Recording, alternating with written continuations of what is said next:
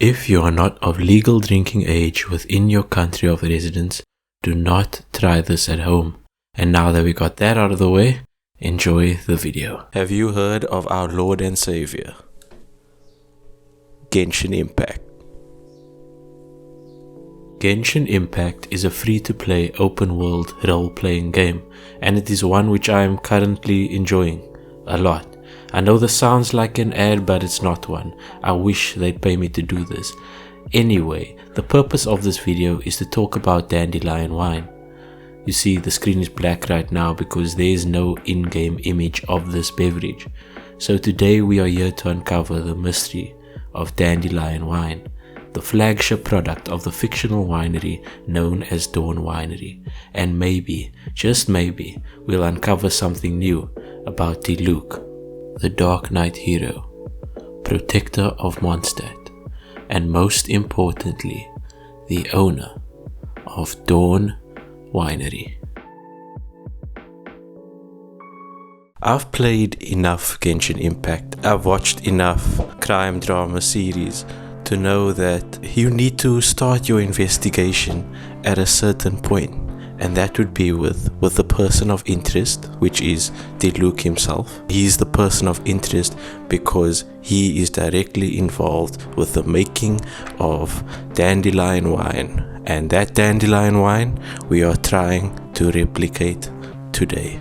Then we gotta have someone that has sexual tension with him, that being Jean.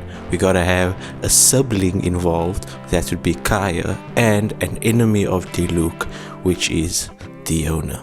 From Jean we receive no leads with regards to Dawn Winery, but we learn more about Diluc and Jean's relationship to one another, so I'll simply skip her voice lines. Master Diluc is my senior, and I have the utmost respect for him. From Kaya we learn that Diluc seems to be a very focused individual. Diluc? He was cute as a young lad, but nowadays he just seems to be in a world of his own. Overall, not much fun to hang out with. Diluc? Oh, I can't stand him. If there was no Diluc, there'd be no Mondstadt wine industry. And if there was no Mondstadt wine industry, Daddy wouldn't drink. And if Daddy didn't drink, he would keep me company. Oh. From the owner, we learn that Diluc's winery has a monopoly over Mondstadt's wine industry, giving the player good reason as to why there is not much documentation on Dandelion wine in-game. That and the owner and her dad should see a therapist, most likely. You want to know what's in my glass? It's grape juice, my drink of choice. Talking to Diluc himself, we learn something very interesting. You see, to the average viewer this makes no sense. A man that owns a bar and a winery doesn't like alcohol, but he likes grape juice, which is the precursor to wine. And any good winemaker knows that great wine comes from great juice, which comes from great grapes. Diluc is without a doubt a master of his craft. Okay, so we didn't receive that much information from the main cast of characters, but that's okay because our investigation continues and I have one more place that I want to check out, and that is the winery itself. Dawn Winery, the producer of Dandelion wine, has now become the focus of my investigation. I started talking to all the employees, but none of them gave me a solid lead. None except one. Connor, a winemaker at Dawn Winery, gave us enough information to create Dandelion wine. He says Dandelion wine offers a unique, sweetish and refreshing taste and is rich in cereal aroma. Lastly, he tells us how to produce the wine by suggesting 2 books to read, that being a book on beer brewing and another on distillation. So now we head out and search the inside of the winery and the Mondstadt library for these books. Lying was my time just to lay up on my chest. It was a lie all the time when you said I was the best. Now let me sit it right for you. Turn the lights off cause I wish I never saw you. Unfortunately, I could not find the books, but the amount of information we already have is enough to create a replica of Diluc's Dandelion wine. So let's get brewing. Closure, you never call me So we are using 32 bags of dandelion tea. Why dandelion tea? Because I am not a crazy person and I'm not gonna go and pick freaking dandelions all day.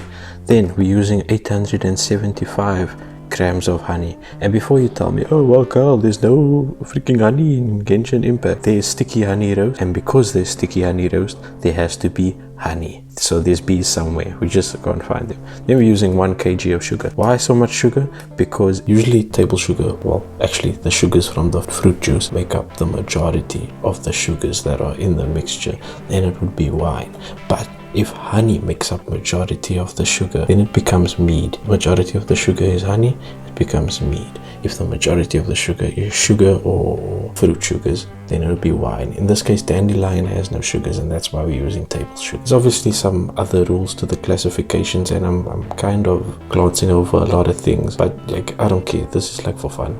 So the dandelion wine, the NPC, if I remember correctly, his name is Connor, the character in Genshin Impact, the brewer that works at the winery, said that the Mealinat is rich in cereal aroma. There are different ways of replicating this. It can be the yeast itself that they use. It can be coming from possibly the dandelions. I highly doubt it. And it could be that they've used honey. So I'm going to use honey. Sometimes honey give off a cereal aroma, and by cereals they usually mean malt. So I've decided to add 1 extra sugar besides honey, and that is this. This looks suspicious, and I can tell you that this is not heroin. Most likely. This is 50% dry malt in this mixture, 25% maltodextrin, and 25% dextrose. If you didn't understand any of that, just basically these are sugars that go in beer usually. I hope this is making sense. I'm probably not making sense, but anyway, we're putting beer sugar in wine to make it more malty, to get a cereal aroma, to replicate dandelion wine better than what it would have been if you used pure sugar like every other YouTube video. I think I fumbled that a bit, but it's okay. Anyway, and then the last sugar, which I explained before, is this crack cocaine. Yeah, the freaking dry malt mix, whatever, blah blah blah. And then we got water. 5 liters. No, this is gonna be 8 liters. I'm making a 8 liter batch. It will come out less than 8 liters. It will probably come out to like 7, something because of fermentation and all that jazz. And then yes, I do have a wine barrel. I'm not gonna be using it though. This one was not taken care of properly, and I don't want to poison myself. I forgot to show you something. Before I get to the actual making of the wine and that part of the video, I just wanted to show you this. This is our secret weapon. Diluc's whole winery, they only have wooden barrels. That's from what I can see. So what I've done here is I've soaked these wood chips in brandy. Why brandy? It didn't have to be brandy. It could have been any other alcohol, just to kill any bacteria that might have been living on these wood chips and impart more flavor on the wood. I could be wrong. I'm just winging it. The wood chips that I'm using is like this. It's wine barrel. Well, it says sawdust, but I just took the biggest pieces I could find. Tried to leave out all the dust as much as possible, and even if sawdust is in here, I will just I'm gonna filter this before I use it. How we're gonna use it is we're gonna make a tea. We're gonna make like a wood tea and then put that in the mixture with everything else and then let that ferment.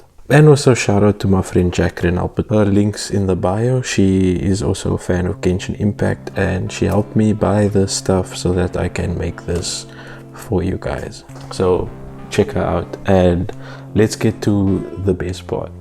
This is the most boring step, most important step. Okay, you gotta sanitize everything, like everything that you're gonna be working with, everything that you're gonna be touching, and make sure you keep some of this liquid behind so you can sanitize your hands as you go along. The sanitizer I use is this no rinse sanitizer. You can get some of this at your local homebrew store. If you don't have this, like boiling water and some type of food safe cleaning solution, I don't know man, I'm not a professional. Why am I doing this in the shower? Because, you know, water, I don't want to make the floors wet. Take notice, my hair is now tied. I hope you can see that. You wouldn't want hair in your food, so you wouldn't want hair in your brew. Anyway, I need to explain to you first what a fermenter is. A fermenter is this thing. Without this, you can't make alcohol. So let me break it down for you. Firstly, we have an airlock. An airlock is used, you fill this with water to about there. It's used to let the gases escape and to stop air from coming in. Then you have on the lid a little hole. Around this hole is what is known as a grommet. You can get this at an electrical store. This one is about 12 millimeter if I remember correctly. They use it for cabling in electrical work or something like that. I don't remember. And then you have the bucket itself. The bucket itself has to be food grade. I don't know if you can see this at the bottom. You probably won't because this thing is transparent. I don't know if you can see that.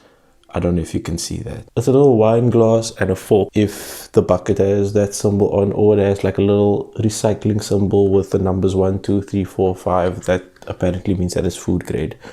I don't know why I explained that, but probably does need to be food grade, which just means it's safe to store food in. So basically all the liquid will sit in here and ferment in here. The yeast will poop out alcohol and carbon dioxide, and then the carbon dioxide will pump out of here and no air will be let back in. I think that's all that I need to say about fermenters. I don't know, I'm editing this thing. I got the wood out of here and it's in here soaking in some water that's from the still spring water. It kind of looks nasty. Don't do what I did. Don't put the wood in here. It was a nightmare to get out. So that will soak for as long as possible while I prepare everything else.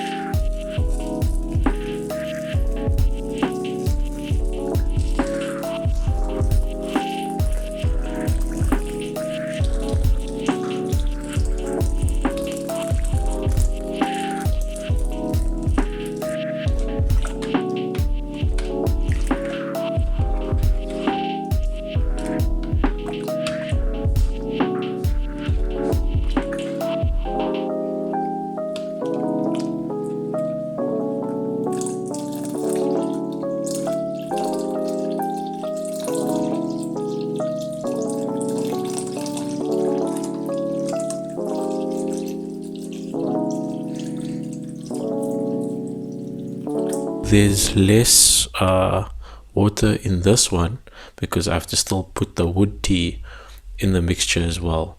But now I'm going to transfer this to a bigger bucket so all the sugar can be distributed evenly, and then we'll put it back in this bucket to ferment. Okay, now this is what I need.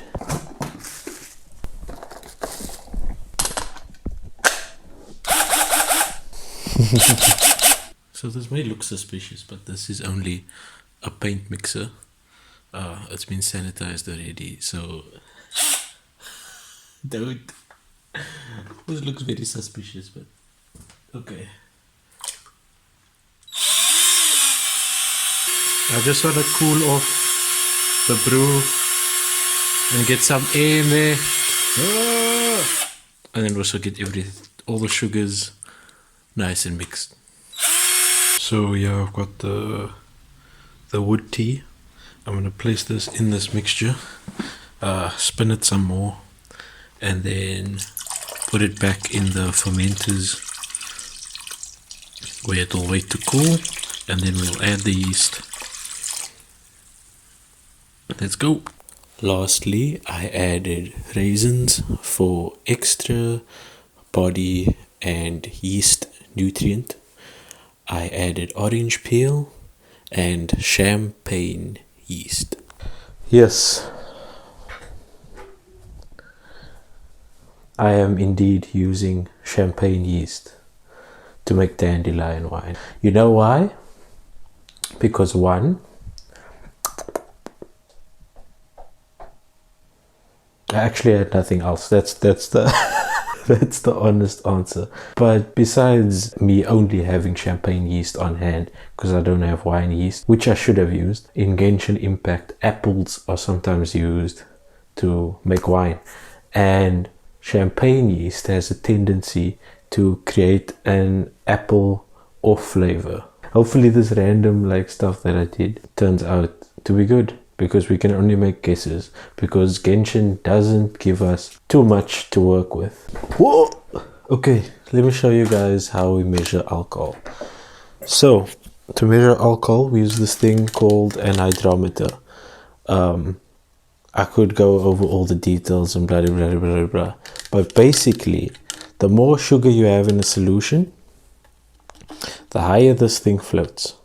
The more sugar you have, the more alcohol you can produce, etc, etc. On this thing, this little floater thing, there's different numbers. It's numbered. It goes all the way down to 1.110. I don't know if you can see that. Wherever the water stops on whatever line, you record that number. Basically, you have a starting gravity and a final gravity, and the starting gravity is what the liquid is at before any alcohol is produced, before the yeast eat anything. So it would be somewhere like lower, and then as time goes on, when you take a measurement near the end of fermentation, when the yeast finally give up, or there's no more sugar left or whatever, you take a reading at the end. Then you take those two readings, you subtract them from each other, and then you divide them by, in my case, I'm using 7.46. Why it's that number? I don't know. Some people use 7.4, some people use 7.5. The brewery place where I went to suggested, or from invest, and that's what I've been sticking to. I mean, everybody has different ways to get to the same sort of numbers. It's a ballpark figure, and you can only really know how much alcohol is really in the solution by sending it to a lab, I think.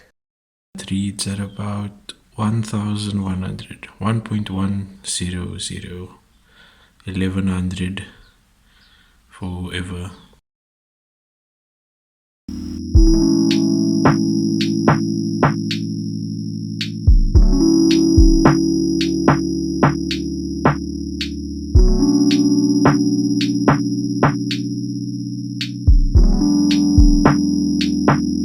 So I've given up on that.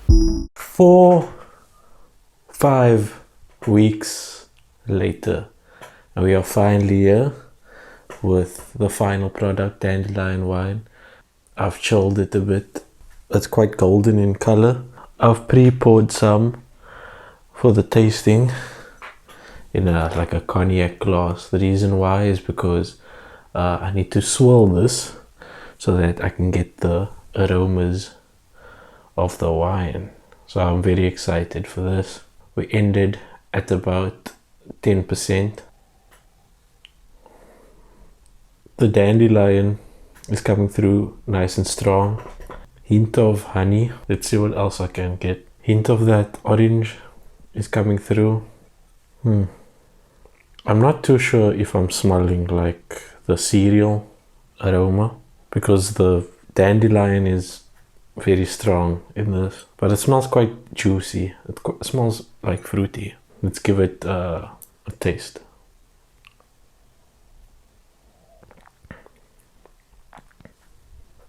That's great. It's actually off the first sip. Well, to be fair, I am drinking this cold because you can see like the chill haze on the glass and stuff.